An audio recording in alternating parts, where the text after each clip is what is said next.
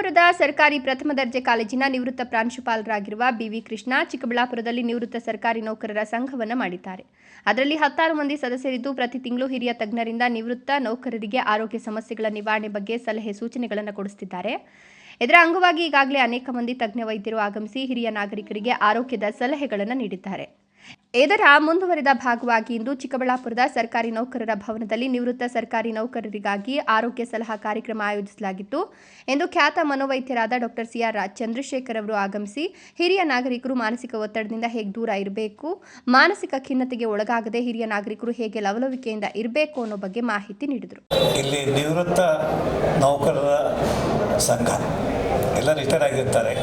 60, 70, 75, 80 ವರ್ಷ ಆಗಿರುತ್ತೆ. ಇವತ್ತು ಸುಮಾರು 100 ಜನ ಸೇರಿದ್ದಾರೆ. ಅವರಿಗೆ ಹೇಗೆ ನಿವೃತ್ತ ಜೀವನದಲ್ಲಿ ನಾವು ಆನಂದವಾಗಿರಬೇಕು, ಹಾಗೆ ಸದಾ ಚಟುವಟಿಕೆಯಿಂದ ಇರಬೇಕು ಅನ್ನೋ ಬಗ್ಗೆ ಮುಖ್ಯವಾಗಿ ಆರೋಗ್ಯದ ಬಗ್ಗೆ ಚರ್ಚೆ ಆಯಿತು. ಮತ್ತು ಇವತ್ತು ವಾಪಸ್ ಹೋಗಿ ತಮ್ಮ ಮನೆಗಳಲ್ಲಿ ಅವರ ಸಂಗಾತಿ ಇರ್ಬೋದು, ಮಕ್ಕಳಿರ್ಬೋದು, ಮೊಮ್ಮಕ್ಕಳಿರ್ಬೋದು, ಇಡೀ ಕುಟುಂಬ ಆರೋಗ್ಯವಾಗಿ ಹೇಗೆ ಅನ್ನೋದನ್ನು ಕಲ್ತ್ಕೊಂಡಿದ್ದಾರೆ.